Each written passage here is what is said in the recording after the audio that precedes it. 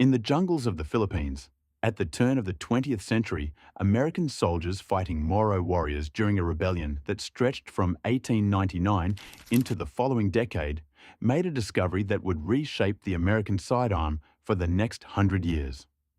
Their standard issue .38 caliber revolver, the weapon every soldier carried for exactly this kind of close, desperate fighting, simply did not stop a determined opponent reliably enough to matter in the moment it counted most.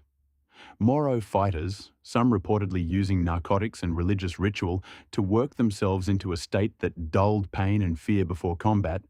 absorbed multiple .38 caliber hits and kept fighting, kept advancing, and in more than one documented case, kept killing the American soldier who had already shot them several times at close range. The Army's response to that battlefield failure would eventually produce the single most iconic sidearm in American military history, a pistol whose basic mechanism remains the template for the overwhelming majority of handguns manufactured anywhere in the world today. This is the story of the Colt M1911, the pistol born directly out of a documented failure on a Philippine battlefield, carried by American soldiers through 2 world wars and 2 more conflicts after that, and retained by elite American units for decades after the military officially declared it obsolete.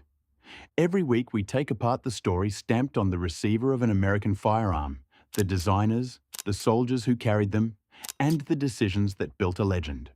The Army's crisis of confidence in its own sidearm during the Moro Rebellion prompted a formal, almost clinically thorough investigation into what actually stopped a determined attacker reliably, rather than simply assuming the next caliber up the scale would automatically solve the problem.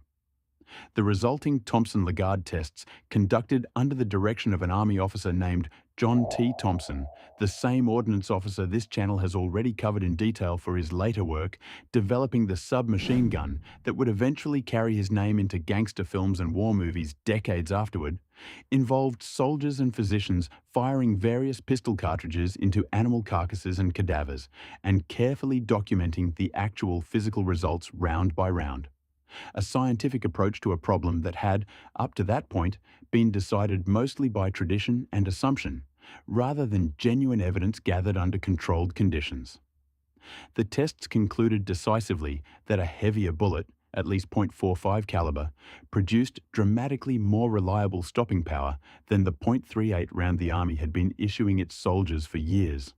Findings that set in motion a formal competition for an entirely new American service pistol built specifically around that heavier round rather than any further modification of the existing revolver design.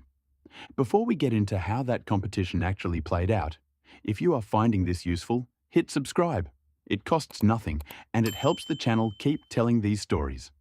The Army's 1906 trials for a new semi-automatic service pistol drew several serious competitors, including a German entry from DWM, chambering an early version of what would become the 9mm parabellum round already familiar to European militaries, a design from the Savage Arms Company this channel has already covered in its own right, and a submission from Colt built around a design by John Moses Browning, the same prolific engineer whose earlier and later work this channel has documented extensively across multiple other American service weapons spanning several separate decades. The German Luger entry was withdrawn from the competition relatively early in the process, narrowing the field to Colt and Savage, and after several additional years of refinement and extended endurance testing conducted under increasingly demanding conditions, the Colt entry, chambered in the newly developed .45 ACP cartridge, performed with essentially no reported malfunctions during its final trials, while the competing Savage design suffered dozens of failures under the exact same testing conditions Colt's own pistol had passed cleanly. The Army formally adopted Browning's design on March 29, 1911, designating it the Model of 1911, and placed an initial order for just over 31,000 pistols, a contract substantial enough that it represented more than a third of Colt's entire company revenue for the following year alone.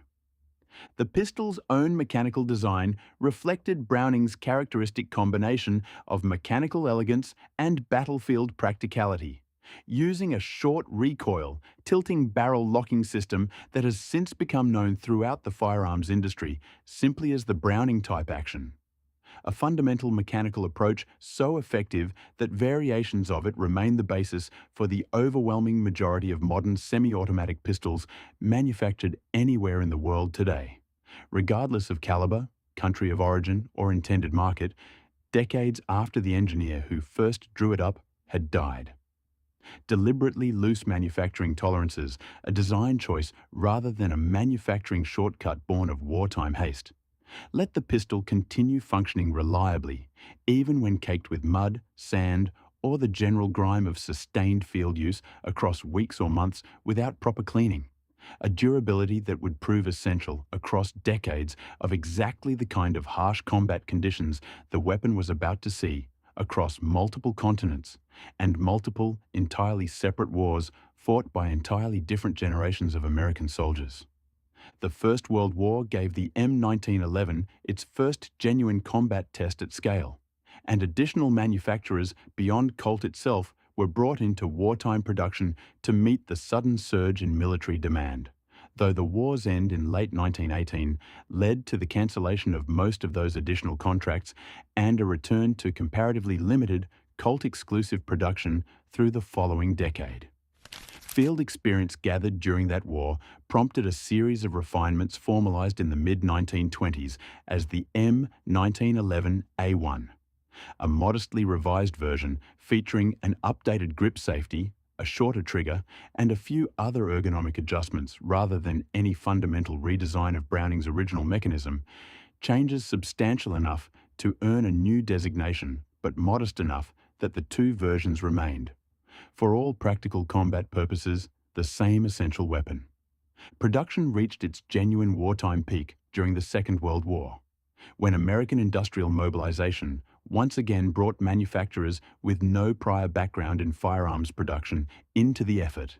A now familiar pattern this channel has already documented with several other American service weapons built at similar wartime scale under similar wartime pressure. Remington Rand, better known before the war for manufacturing typewriters and office equipment rather than sidearms, became one of the largest wartime producers of the M1911A1, joined by Ithaca Gun Company, Union Switch, and Signal, a company whose pre-war business involved railroad signaling equipment rather than firearms of any kind whatsoever, and, briefly, the Singer Sewing Machine Company, whose limited 1941 production run of M1911A1 pistols would go on to become among the most valuable and sought-after examples of the entire pattern among modern collectors, specifically because so few were ever actually made before the contract moved elsewhere. The pistol went on to serve through the Korean War and the Vietnam War as well. Decades of continuous American military service built on a mechanical foundation that had changed remarkably little since Browning's original 1911 design first passed its own Army trials more than 3 decades earlier. The M1911A1's official retirement came on January 14, 1985, when the Beretta M9, chambered in the 9mm NATO cartridge and offering a considerably higher 15-round magazine capacity, was formally adopted as its replacement. A decision driven partly by ammunition commonality with America's own NATO allies, who had already standardized on the 9mm round, and partly by the simple tactical advantage of carrying more rounds per magazine than Browning's 7+1 design had ever offered any soldier.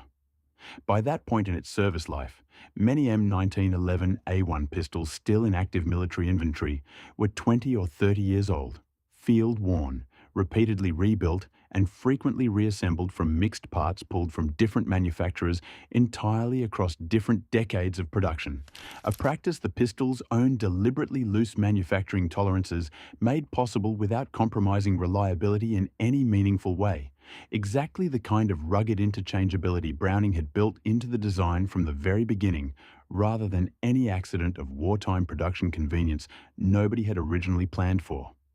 Official replacement did not end the M1911's actual military career, however, a fact the official retirement date alone tends to obscure. Elite American units, including Delta Force and Marine Corps Force Reconnaissance, continued carrying M1911. A1 pattern pistols for years, and in some cases decades, after the M9 became the standard issue sidearm for the rest of the American military. Units whose own specific mission requirements continued to value the heavier .45 round and the pistol's proven, century-long combat record over the M9's larger magazine capacity alone. The Colt M45A1, a modernized 1911 pattern pistol adopted specifically for Marine Corps Special Operations use decades after the original design's official retirement, became the final direct military descendant of Browning's original design still in official American service. A pistol built on the same essential mechanical foundation John Moses Browning had first submitted to Army trials more than a century earlier. This is not a story about a single lucky design that happened to win one government contract and coast on that reputation for the following century without ever being seriously tested again. It is a story about a documented battlefield failure in the Philippine jungle. A rigorous, evidence-based Army investigation into exactly what actually stopped a determined attacker rather than relying on tradition or assumption, and a mechanical solution so fundamentally sound that variations of its core locking system remain the basis for the overwhelming majority of semi-automatic pistols built anywhere in the world today. More than 100 years after Browning first drew it up for a competition, he very nearly lost to a design from Savage that suffered dozens of failures in the very same trials Colt's own entry passed without a single one recorded against it.